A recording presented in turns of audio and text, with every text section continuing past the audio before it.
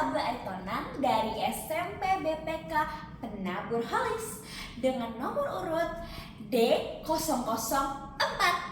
Kali ini aku mau bacain dongeng yang aku sendiri loh yang buat. Jadi dongeng ini terinspirasi dari salah satu pupuh dalam sastra Sunda, yaitu Pupuh Pucung. Pupuh Pucung ini mengajak kita untuk semangat belajar, tidak bermas-masan, dan sungguh-sungguh. Dari pesan moral Pupuh Pucung ini, lahirlah sebuah dongeng berjudul Rahasia Suara Emas, yang menceritakan tentang Nabila yang berusaha menggapai mimpinya walau banyak sekali tantangannya.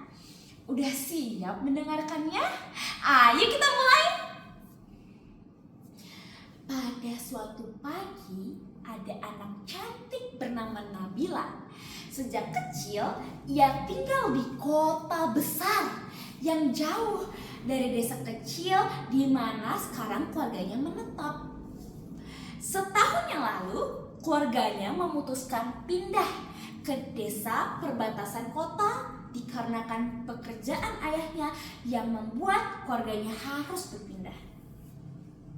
Awalnya, Nabila merasa senang sekali karena dia merasakan ketenangan yang jauh beda.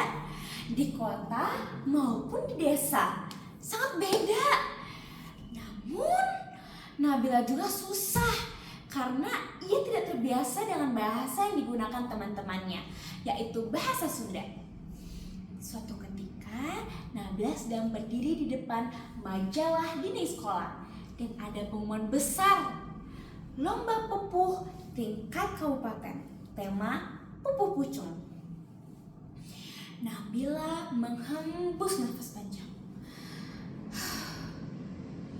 Pupuh Pucung, aku baca pupuh. Ya kali, aku aja gak bisa bahasa Sunda. Aku bisa ikut gak ya? Gumamnya pelan. Dari kejauhan terdengar suara ejekan.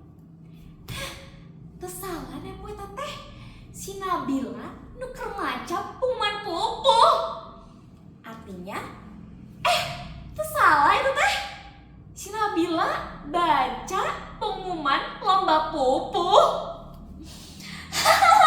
Padahalnya si Nabila eta teh pelancar bahasa Sundana siga arurang. Artinya, padahal ya si Nabila tuh gak lancar bahasa Sundanya kayak kita. Nabila merasa sedih. Dengan berat hati ia lari dari semua itu. Namun di sore harinya ia datang ke halaman sekolah di bawah pohon trembesi tua. Dengan sendiriannya dia menggoyang-goyangkan kaki, menatap rumput kering dan berkata, aku tuh mau nunjukin kalau aku bisa, tapi gimana ya? Aku tuh takut. Aku aja gak bisa bahasa Sunda sama sekali. Aku juga gak ngerti artinya apa.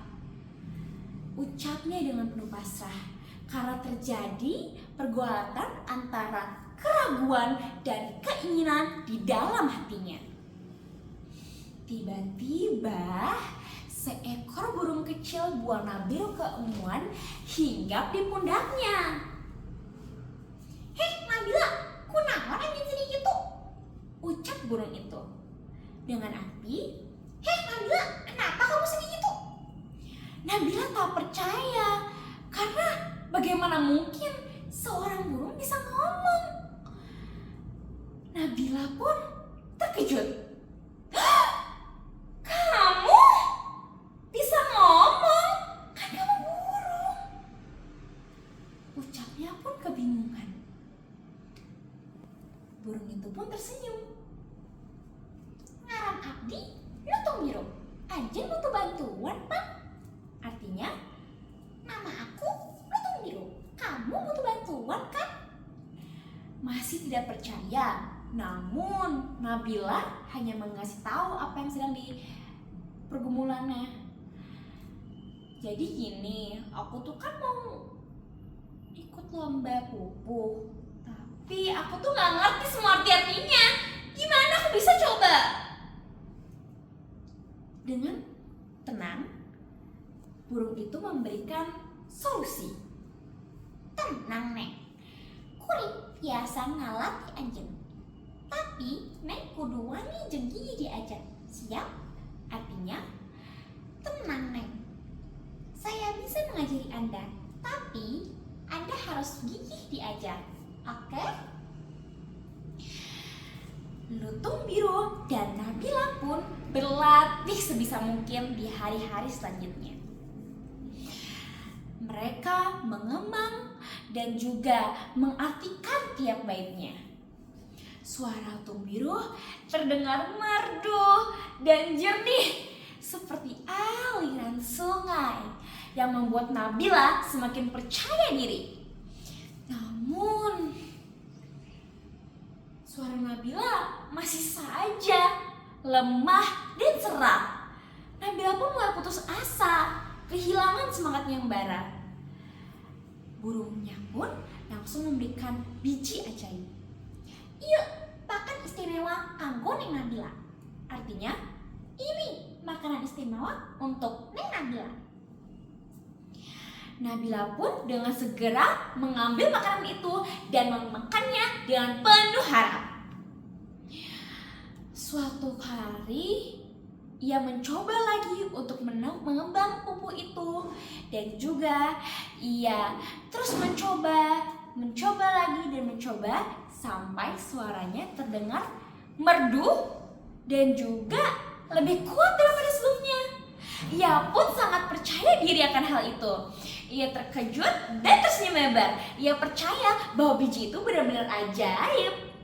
Hah? Ini beneran suara aku? Aku bisa nyanyi? Yeay! Ucapnya dengan penuh gembira. Dan setelah ia menerima biji itu, suaranya semakin kuat dan merdu. Ia pun terus belajar dengan giat. Setiap sore di bawah rindang pohon terbesi di halaman sekolahnya, ia menikmati tiap bait-bait pupuh yang ia nyanyikan dengan penuh antusias. Ia percaya diri karena biji itu, dan juga ia semakin semangat untuk mengembangkan kemampuannya dalam mengembang dan juga menyanyikan bait pupuh itu. Namun, hal jahat mulai mengintai Nabila sehari sebelum perlombaan dimulai. Saat itu, Caca dan Randy sedang mengintip Nabila yang sedang berlatih pupuh. Manuk nasi Nabila eta biasa nyarios jika jelema. Manuk ajaib eta manuk kudu jadi arurang. Dengan arti burung yang dimiliki dengan Nabila itu adalah burung ajaib, bisa ngomong kayak manusia. Burung itu hasil milik kita. Ucap dan licik. Saat Nabila pergi sebentar, Caca dan Randy segera menangkap burung itu menggunakan jaring dan memasukkannya ke dalam sangkar kecil. Nabila pun kembali dan ia takut. Ia tidak menemukan keberadaan lutung biru. Ia dengan cepat mencari lutung biru.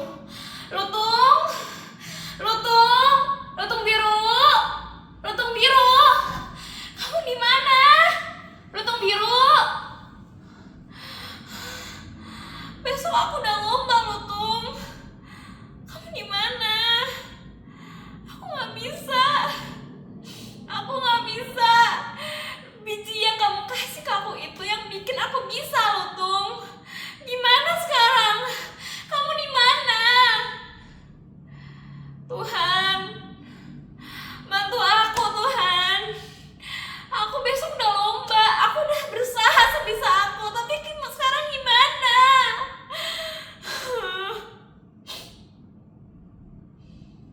Keesokan harinya, Nabila berdiri di belakang panggung dengan penuh cemas, bergetar, dan juga dia dipenuhi dengan rasa takut. Ia melihat Caca dan Dedi membawa lutung biru dalam sangkarnya.